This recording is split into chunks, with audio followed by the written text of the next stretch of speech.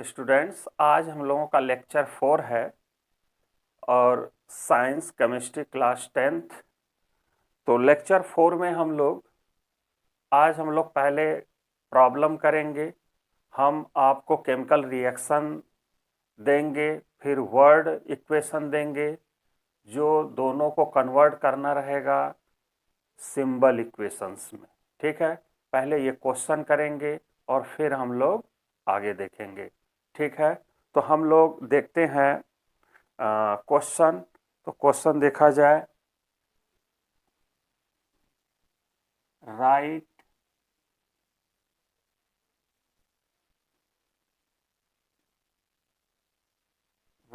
The end water.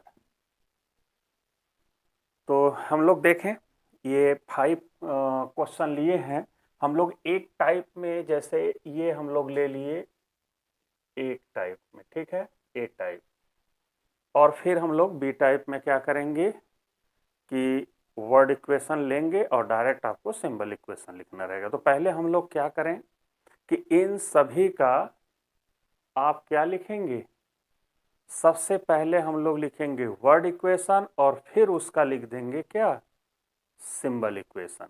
Clear?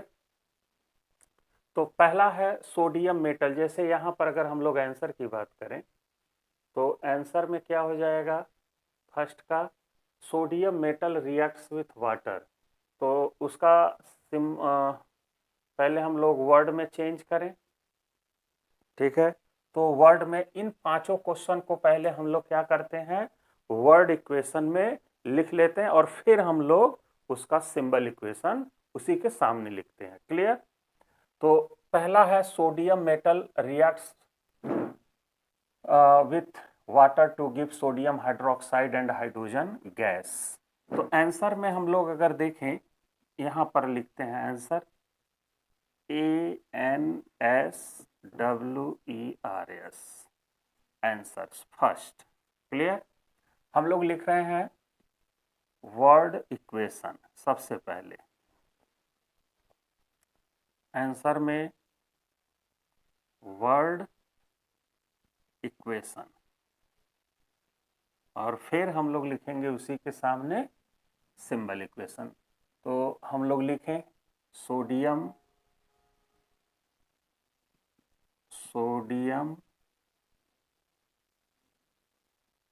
अब देखिए reacts with है तो sodium plus water gives sodium hydroxide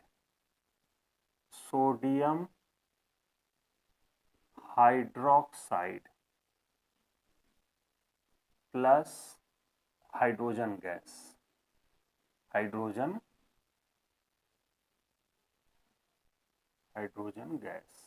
ठीक है, अब यहां पर हम लोग हाइड्रोजन गैस, हाइड्रोजन लिखा जाएगा। ठीक है, अब यहां पर अगर हम लोग देखें दूसरा क्या होगा, मैग्नीशियम बर्न्स।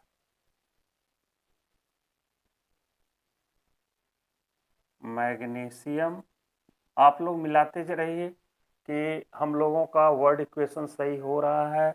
इसका वर्ड इक्वेशन हम लोग यही लिख पा रहे हैं या कहीं दूसरा हम लोग लिख रहे हैं, मिलाते भी रहिएगा, लिखते रहिए। मैग्नीशियम बर्न इन एयर, तो यहाँ पर ऑक्सीजन होगा, एयर का मतलब ऑक्सीजन, टू गिव मैग्नीशियम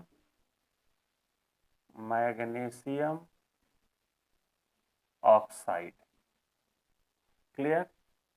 अब यहाँ पर तीसरा इसी तरह से अगर हम लोग लिखें, ठीक है, तो हाइड्रोजन सल्फाइड वाटर। अब ये हम लोगों का ये हो गया क्या, वर्ड इक्वेशन। जरा हम लोग फिर से एक बार देख लेते हैं। यहाँ पर देखिए सोडियम रिएक्ट कर रहा है, सोडियम हाइड्रोक्साइड, सोडियम चूंकि वाटर से रिएक्ट कर रहा है तो वाटर और सोडियम हाइड्रोक्साइड और हाइड्रोजन गैस बन रहा है, ये आपने लिख लिया। दूसरे में क्या किया कि मैग्नीशियम बर्न कर रहा है, ये तो कई बार हो चुका है, मैग्नीशियम ऑक्साइड बन रहा है, ये हो गया। हाइड्रो यहाँ पर क्या है, हाइड्रोजन सल्फाइड गैस, तो हाइड्रोजन रहेगा यहाँ, हाइड्रोजन,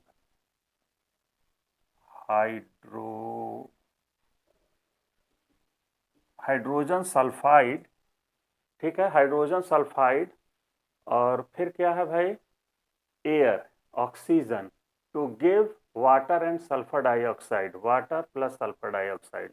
चौथे में क्या है, चौथे में बेरियम क्लोराइड रिएक्ट कर रहा है सोडियम सल्फेट से, तो barium chloride sodium sulphate, clear, ये रिएक्टेंट में है। बन क्या रहा है भाई चौथे में, बेरियम सल्फेट और सोडियम क्लोराइड, तो बेरियम सल्फेट और सोडियम क्लोराइड। पांचवें में क्या है, कैल्शियम हाइड्रोक्साइड किससे रिएक्ट कर रहा है, कार्बन डाइऑक्साइड से, कैल्शियम हाइड्रोक्साइड कार्बन डाइऑक्साइड से रिएक्ट कर रहा है, तो कैल्शियम कार्बोनेट, कैल्शियम क्या बन रहा है, कार्बोनेट और वाटर, ये वाटर बन रहा है। तो ये हम लोगों का पूरा आ गया क्या, वर्ड इक्वेशन। अब इसी के सामने हम लोग इसी का आंसर, हम लोग आंसर में क्या लिखें, देखिए सिंबल इक्वेशन, तो आगे हम लोग लिखें सिंबल इक्वेशन। तो सिंबल इक्वेशन किसका हम लोग लिखें, सबसे पहले फर्स्ट का लिखें, तो पहले का क्या हो जाएगा, फर्स्ट का सिंबल इक्वेशन, ये हम लोग अब इसका आंसर हम यहाँ लिखेंगे। ध्यान दे रहे हैं कि हम लोग इसका आंसर, अब इसका आंसर यहाँ लिखेंगे, तो इसको और अब नीचे हम लोगों को देखना है। तो अब देखिए हम लोग सोडियम प्लस वाटर, तो यहाँ पर हम लोग ले लिए सोडियम, सिंबल हो गया Na, वाटर का सिंबल H2O, क्लियर, वाटर, देखिए सोडियम वाटर, और फिर देख क्या रहा है, sodium hydroxide, sodium hydroxide NaOH plus hydrogen gas H2, हो गया, कितना सिंपल है ये। अच्छा, अभी बैलेंस हम लोगों को नहीं करना है क्योंकि अभी आपने सीखा नहीं है, तो अब केवल सिंबल फॉर्म में लिख देना है। आगे है मैग्नीशियम, मैग्नीशियम लिख दीजिए, प्लस ऑक्सीजन, ऑक्सीजन लिख दीजिए, फिर क्या बन रहा है, मैग्नीशियम ऑक्साइड, तो MgO लिख दीजिए, है ना, बैलेंस के अनुसार सब आप जान रहे हैं कैसे लिखना है, ये फर्स्ट लेक्चर में आप सीख चुके हैं। हाइड्रोजन सल्फाइड, तीसरा देखें, तो हाइड्रोजन सल्फाइड का फार्मूला क्या होता है, देखिए H2S,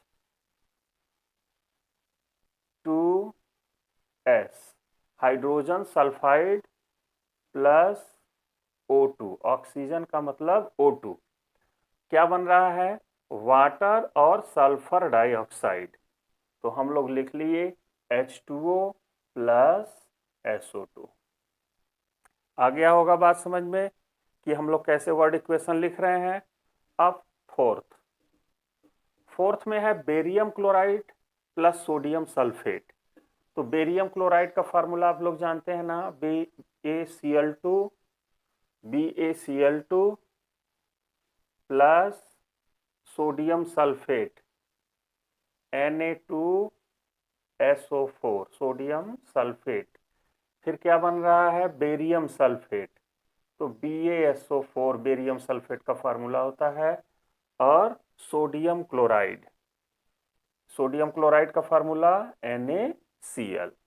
फिर आगे हम लोग देखें फिफ्थ और इसमें लास्ट पांचवा देखें, कैल्शियम हाइड्रोक्साइड, कैल्शियम हाइड्रोक्साइड, तो CaOH का होल ट्वाइस, कैल्शियम हाइड्रोक्साइड हो गया, कार्बन डाइऑक्साइड CO2, क्या बन रहा है, कैल्शियम कार्बोनेट प्लस वाटर, तो कैल्शियम कार्बोनेट का फार्मूला क्या होता है भाई, CaCO3 प्लस H2O। ये बात सबको क्लियर हो गया होगा कि ये हम लोग कैसे लिख रहे हैं। ये आप लोगों को आ गया लिखने, भाई यहाँ केमिकल रिएक्शन दिया हुआ था, उसका आपने क्या लिखा, पहले वर्ड इक्वेशन लिखा, इस वर्ड इक्वेशन से सिंबल इक्वेशन में हम लोग आ गए, क्लियर। तो ऐसे ही हम लोगों को लिखना है। अब हम 5-6 क्वेश्चन और देते हैं इसमें हम लोग क्या करेंगे कि सिंबल इक्वेशन देते हैं, सॉरी वर्ड इक्वेशन देते हैं, आपको सिंबल इक्वेशन में कन्वर्ट करना, लिखना है। ठीक है, क्वेश्चन वही है, बस आपको हम ये वाला फॉर्म देंगे और ये वाला फॉर्म आपको क्या करना रहेगा, लिखना रहेगा। ये आप लोग एक बार अच्छे से मिला लीजिए। अब उम्मीद कर रहे हैं कि आप लोग मिला लिए होंगे, सही भी होगा। तो आगे 5-6 क्वेश्चन और देखते हैं, फिर हम लोग आगे देखेंगे। ठीक है, तो इसको हम लोग आगे देखें। अब हम लोग वर्ड इक्वेशन देते हैं, अब उसका सिंबल इक्वेशन लिखिए। ठीक है, ए हो चुका है, अब हम लोग बी देखते हैं। बी फर्स्ट हम लोग अगर लें तो कैल्शियम कार्बोनेट। ठीक है, अब आगे हम लोग देखते हैं कि इसके जो वर्ड आपने इक्वेशन लिया है, अब इसका सिंबल इक्वेशन लिखते हैं और कितने लोग सही आंसर लिखते हैं जरा इसका हम लोग देखें। तो सबसे पहले हम लोग देखें आंसर में, आंसर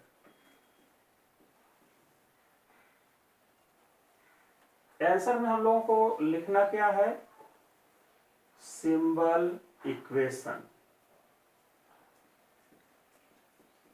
तो फर्स्ट आंसर हम लोगों का होगा, फर्स्ट देखिए फर्स्ट है कैल्शियम कार्बोनेट, उसका फार्मूला होता है CaCO3 plus calcium carbonate hydrochloric acid HCl।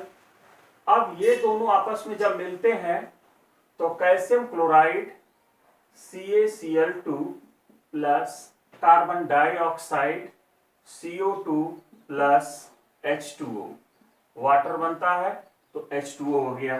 First का आंसर ये होगा। सेकंड हम लोग देखें, सेकंड होगा आयरन मीन्स Fe, फिर है सल्फ्यूरिक एसिड H2SO4, फिर है हम लोगों का फेरस सल्फेट।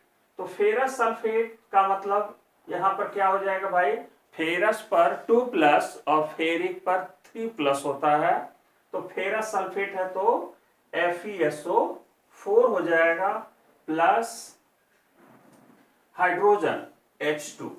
क्लियर। अब हम लोगों का थर्ड होगा मैग्नीशियम। तो मैग्नीशियम का सिंबल क्या होगा, Mg plus hydrochloric acid HCl, hydrochloric acid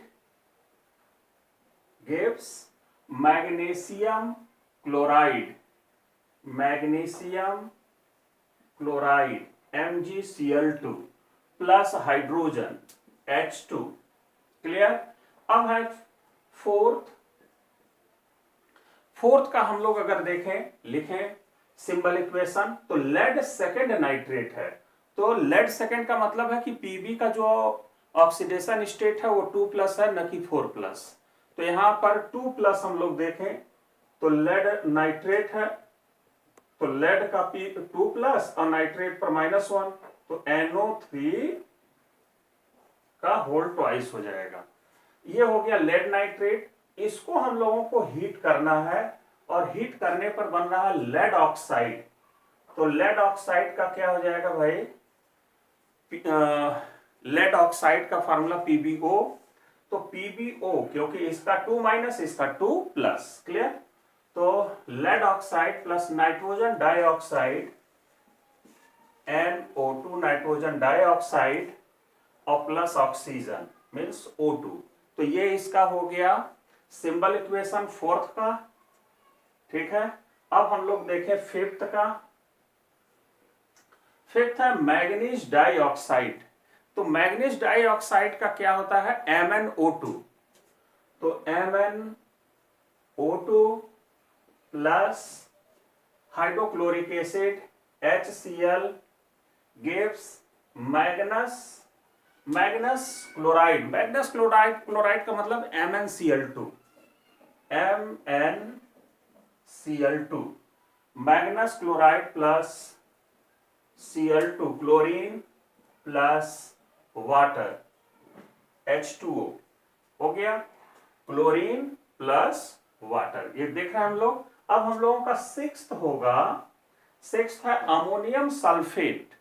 ammonium sulphate का फार्मूला क्या होगा भाई, NH4 का whole twice SO4 minus ammonium sulphate, ये है ammonium sulphate, plus sodium hydroxide, sodium hydroxide NaOH gives, sodium hydroxide gives sodium sulphate, sodium sulphate का formula Na2SO4 sodium sulphate plus ammonia NH3 plus water means H2O। तो ये हम लोगों का रहा word equation से सिंबल इक्वेशन। लेकिन इस सिंबल इक्वेशन में अगर हम लोग ध्यान से देखें तो कोई भी रिएक्शन बैलेंस्ड है ना, नहीं किया गया है। तो बैलेंस्ड इक्वेशन हम लोगों को इसमें नहीं लिखना था, अभी हम लोगों को वर्ड इक्वेशन से सिंबल इक्वेशन लिखना था, जो हम लोग ये लिख चुके हैं। अब हम लोग उम्मीद कर सकते हैं कि आप सब लोगों को कोई भी केमिकल रिएक्शन दिया रहेगा तो उससे आप वर्ड इक्वेशन लिख लेंगे और वर्ड इक्वेशन से सिंबल इक्वेशन लिख लेंगे। अब हम लोग अगले टॉपिक पर बढ़ते हैं और अगला टॉपिक हम लोगों का होगा बैलेंस्ड केमिकल इक्वेशन। और बैलेंस्ड केमिकल इक्वेशन में हम लोग देखेंगे उसके कैरेक्टरिस्टिक्स को, लेकिन पहले थोड़ा हम लोग इसको मिटा लें। तो अब हम लोग देखते हैं बैलेंस्ड इक्वेशन।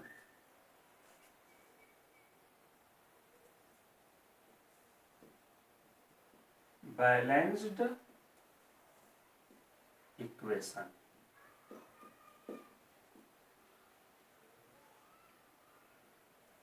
बैलेंस्ड इक्वेशंस में अगर हम लोग देखें बैलेंस्ड केमिकल इक्वेशन कह लें तो और अच्छा लगेगा, है ना।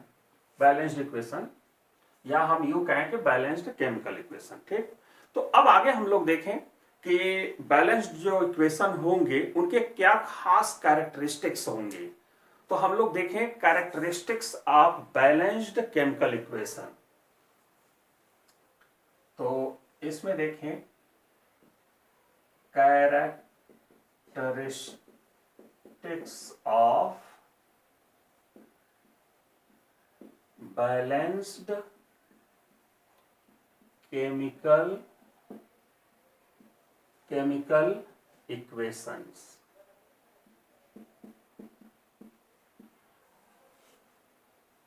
यहां पर हम लोग देख रहे हैं characteristics of balanced chemical equation, जिसमें फर्स्ट हम लोग लेंगे first law of conservation of mass. तो हम लोग देखें फर्स्ट है law of mass of product. अब यहां पर हम लोग देखें, ये हम लोगों का कैरेक्टरिस्टिक्स चल रहा है, characteristics of chemical equation, law of conservation of mass first हम लोग देख रहे हैं। फर्स्ट ये किस कोई भी बैलेंस्ड इक्वेशन हो उसका फर्स्ट कैरेक्टरिस्टिक्स ये होता है कि कोई भी रिएक्शन होगा तो उसके लेफ्ट हैंड साइड और राइट हैंड के जो मास होंगे वो बिल्कुल सेम होंगे। Means mass of the reactants that is equal to mass of the product. यानी रिएक्टेंट का जो मास होगा वही प्रोडक्ट का भी मास होगा। क्लियर। जैसे मान लीजिए कि हम यहां पर कैसे कह सकते हैं, जैसे ये है बैलेंस्ड इक्वेशन। क्लियर। क्योंकि यहां पर अगर देखा जाए तो 2mg यहां है तो 2mg यहां पर है, यहां पर ऑक्सीजन 2 है तो यहां पर भी ऑक्सीजन 2 है, क्योंकि यहां 2 से मल्टीप्लाई हो रहा है। तो जब नंबर ऑफ एलिमेंट सेम है और एलिमेंट भी नंबर ऑफ एटम और एलिमेंट लेफ्ट हैंड साइड और राइट हैंड साइड दोनों तरफ सेम है, तो जाहिर सी बात है कि मास भी क्या होंगे, सेम होंगे। तो कहने का मतलब ये हो गया कि कोई भी बैलेंस्ड इक्वेशन होगा तो दोनों साइड जो मास होंगे इनके, वो दोनों साइड क्या होंगे, इक्वल होंगे, यानी मास कंजर्व होगा। ये फर्स्ट कैरेक्टरिस्टिक्स है। अब हम लोग सेकंड कैरेक्टरिस्टिक्स लें, कंजर्वेशन ऑफ चार्ज। तो हम लोग सेकंड हम लोग लेते हैं conservation of H3O plus, water में H प्लस हमने जोड़ दिया। तो यहां पर हम लोग अगर देखें तो दूसरा है कंजर्वेशन ऑफ चार्ज। चार्ज भी कंजर्व होता है किसी भी बैलेंस्ड इक्वेशन में। क्लियर?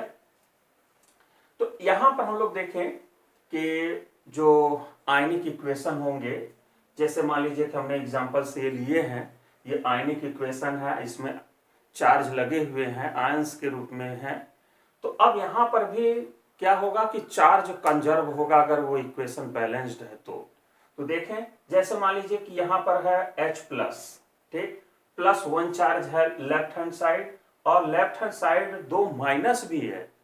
तो यहां पर हम लोग इसको अगर यहां पर हम लोग समझने की कोशिश करें फर्स्ट में, तो यहां पर है क्या कि लेफ्ट में +1 है और -2 भी है। तो ये क्या बचा? -1 ही ना बचा। कहने का मतलब है कि इस साइड कितने चार्ज बचे? -1। तो इस साइड भी -1 होना चाहिए, तो एक माइनस है। क्लियर? तो हम कह सकते हैं कि इस इक्वेशन में चार्ज क्या है? कंजर्व है। यानी लेफ्ट हैंड साइड जितना चार्ज है उतने ही चार्ज राइट हैंड साइड भी है। रिएक्टेंट के साइड जितना है उतना ही प्रोडक्ट के साइड भी है। दूसरे में अगर हम लोग देखें H प्लस है, एक चार्ज यहां पर, एक चार्ज यहां पर, तो एक प्लस है एक माइनस है, तो एक प्लस और एक क्या मिल जाए? माइनस हो जाए, तो हम लोग यहां पर कह सकते हैं कि 0 हो गया चार्ज। तो यहां पर एक प्लस एक माइनस मिलकर न्यूट्रल हो गया। तो यहां पर भी अगर हम लोग देखें तो ये न्यूट्रल ही है H2O, इस पर कोई चार्ज नहीं है। तो हम कह सकते हैं कि सेकंड में भी क्या है? चार्ज कंजर्व है। ठीक, अब आगे थर्ड में हम लोग देखें तो थर्ड में अगर देखें तो इस पर +1 चार्ज है और इधर क्या है? राइट हैंड साइड भी +1 चार्ज है। तो इसमें भी चार्ज क्या है? कंजर्व है। तो ये बैलेंस्ड इक्वेशन में दो हम लोग देख लिए कि एक तो मास कंजर्व होता है और दूसरा चार्ज भी कंजर्व होता है। अब हम लोग तीसरा देखते हैं कंजर्वेशन ऑफ एटम। तो हम लोग देखें कंजर्वेशन ऑफ एटम, तो हम लोग देखें conservation of atom third, conservation N713। अब यहां पर हम लोग देख रहे हैं कंजर्वेशन ऑफ एटम्स। तो इस इक्वेशन में अगर हम लोग ध्यान से अगर देखें तो पहले तो दोनों का हम लोग मास लिख लेते हैं, ठीक है। तो यहां पर अगर निकालेंगे तो ये 78 AMU इसका आएगा, AMU, और इसका भी 78 AMU। तो क्या मास कंजर्व है? तो यहां पर हम क्या इसको कह सकते हैं कि ये बैलेंस्ड इक्वेशन है? बताइए। तो भाई लेफ्ट हैंड साइड और राइट हैंड साइड तो मास क्या है? इक्वल है। तो क्या हम इसको कह सकते हैं कि ये बैलेंस्ड इक्वेशन है? तो हम कह सकते हैं कि नहीं, it is not a balanced chemical equation. क्यों? क्योंकि एटम क्या है? कंजर्व नहीं है। अगर ध्यान से देखें तो ये हम लोगों को दिखाई दे रहा होगा, क्योंकि लेफ्ट हैंड साइड अगर देखें तो 6 कार्बन है और 6 हाइड्रोजन है, लेकिन राइट हैंड साइड देखें तो नाइट्रोजन है। तो लेफ्ट हैंड साइड जो एटम्स थे वो राइट हैंड साइड एटम नहीं दिखाई दे रहे। इधर कार्बन और हाइड्रोजन, कार्बन हाइड्रोजन नहीं है, ये नहीं है। इसलिए हम कह सकते हैं कि यहां एटम, इस रिएक्शन में एटम कंजर्व नहीं है, इसलिए ये बैलेंस्ड इक्वेशन नहीं है। बल्कि हम तो ये कह सकते हैं कि ये केमिकल इक्वेशन ही नहीं है, it is not a chemical equation. क्यों? क्योंकि एटम कंजर्व नहीं है।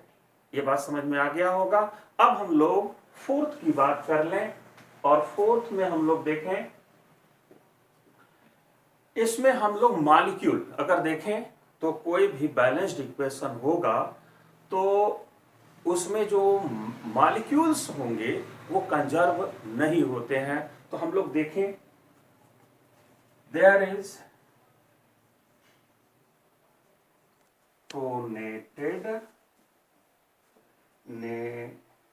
Protonated ethanol. अब हम लोग यहां पर अगर देखें तो हमने ये लिखा फोर्थ में कि there is no conservation of molecule. किसी भी केमिकल बैलेंस्ड केमिकल इक्वेशन में मॉलिक्यूल कभी भी कंजर्व नहीं होते हैं। जैसे अगर हम लोग यहां पर देखें, जैसे मान लीजिए कि सिल्वर नाइट्रेट है, तो सिल्वर नाइट्रेट हमने रिएक्टेंट में हमने यहां ले लिया, तो अगर मॉलिक्यूल कंजर्व होता तो हमको प्रोडक्ट में भी सिल्वर नाइट्रेट दिखता, लेकिन यहां प्रोडक्ट में सिल्वर नाइट्रेट कहीं दिख रहा है? नहीं दिख रहा है। इसका मतलब है कि ये मॉलिक्यूल कंजर्व नहीं है। यहां पर भी अगर हम लोग देखें तो इसको हम लोग बोल रहे हैं इथेनॉल, ठीक है। अब उसमें प्रोटॉन हमने एसिड मिला दिया, तो ये अब हो गया प्रोटोनेटेड इथेनॉल। तो अब यहां इथेनॉल है तो यहां भी इथेनॉल होना चाहिए था, न कि प्रोटोनेटेड इथेनॉल। तो क्या यहां इथेनॉल का मॉलिक्यूल कंजर्व है? तो हम कह रहे हैं कि यहां पर राइट हैंड साइड इथेनॉल का मॉलिक्यूल कंजर्व नहीं है, बल्कि किसी और में कन्वर्ट हो गया। मतलब जो लेफ्ट में हो वही राइट में अगर दिख रहा है तभी हम कह सकते हैं कि वो मॉलिक्यूल क्या है? कंजर्व है। लेकिन किसी बैलेंस्ड इक्वेशन में अगर हम लोग देखें तो क्या होता है? कंजर्व मॉलिक्यूल नहीं होते हैं। तो आज के लिए इतना ही। बाकी हम लोग अगले वीडियो में देखेंगे कि किसी भी केमिकल रिएक्शन को कैसे बैलेंस्ड करते हैं। तो बैलेंस करने का तरीका हम आप लोगों को बताएंगे, ठीक है। लेकिन आप लोगों से हम यही अपेक्षा रखेंगे कि अगर वीडियो थोड़ा भी अगर अच्छा आपको लगता है तो सब्सक्राइब जरूर करें, लाइक करें, कमेंट करें, शेयर करें। ओके, तो आज इतना ही। धन्यवाद।